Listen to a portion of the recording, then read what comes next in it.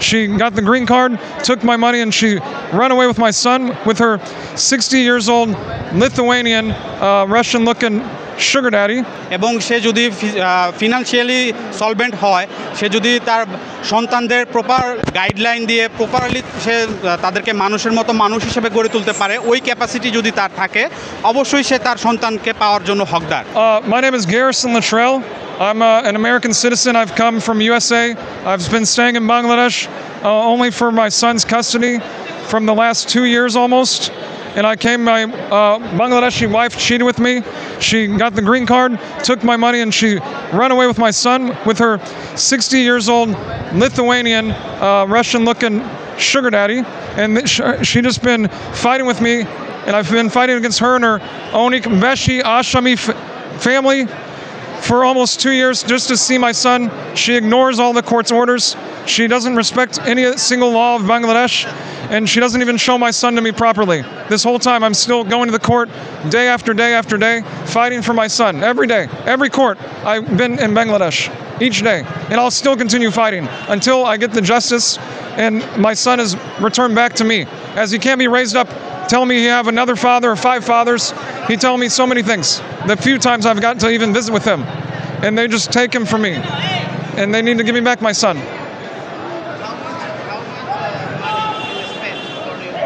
I've spent hundreds of thousands of dollars, more than half a million dollars, over 500 lakh already since this marriage began in 2018, and since coming to Bangladesh, more than 100 lakh just in the rivers of Bangladesh. আমি advocate Shahidul Islam, garrison Robert লুট্রেলের আইনজীবী। ও মূলত মার্কিন নাগরিক। ও আসলে এই দেশে এসছে মূলত ও বাংলাদেশি একজন নারীকে, আমাদের দেশের একজন নারীকেও বিয়ে করেছিল আমেরিকাতে।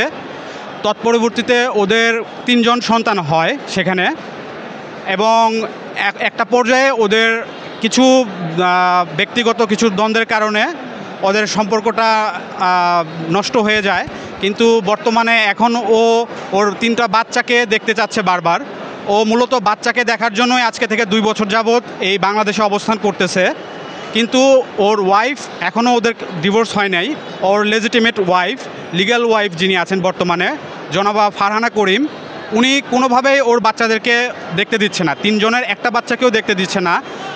পরবর্তীতে আমরা পারিবারিক কোর্টে কাস্টডির জন্য মামলা করেছি, যে মামলাগুলা বর্তমানে চলমান আছে, এবং আমরা বাংলাদেশ সুপ্রিম কোর্টের হাইকোর্ট ডিভিশনে হ্যাভিয়াস কর্পাস রিট করেছিলাম ওর বাচ্চাকে দেখার জন্য। সেখানে আমরা কোর্টের আদেশ পাই, এবং সেখানে কোর্ট আমাদেরকে শুক্র এবং শনিবার 11টা থেকে সন্ধ্যা 7টা পর্যন্ত দেখার আদেশ দেয়। কিন্তু এখন যে পরিস্থিতিটা হয়েছে, আসলে ওর ওয়াইফ নানা অজুহাতে নানান কিছু বলে আসলে এখন তারা হাইকোর্টের অর্ডারও মানছে না, তারা ওর বাচ্চাকে কোনোভাবেই দেখতে দিচ্ছে না। এবং পরবর্তীতে আমরা বিগত 28/8/2024 আমরা হাইকোর্টের আদেশ মোতাবেক আমরা যখন ওর বাসায় ওর বাচ্চাকে দেখতে যায়, সেখানে ওর ওয়াইফ এবং তার যে রিলেটিভস যারা আছেন তারা ওর উপরে তারা তো বরং ওর বাচ্চাদেরকে দেখতে দেয়ই না, বরং ওর উপরে অতর্কিত একটা হামলা করে ওনাকে সাময়িকভাবে ওনাকে হ্যারাস করার চিন্তাভাবনা করতেছে, এবং বেশ কয়েকবার ওনার কাছে মোটা অঙ্কের টাকার দাবি করেছে।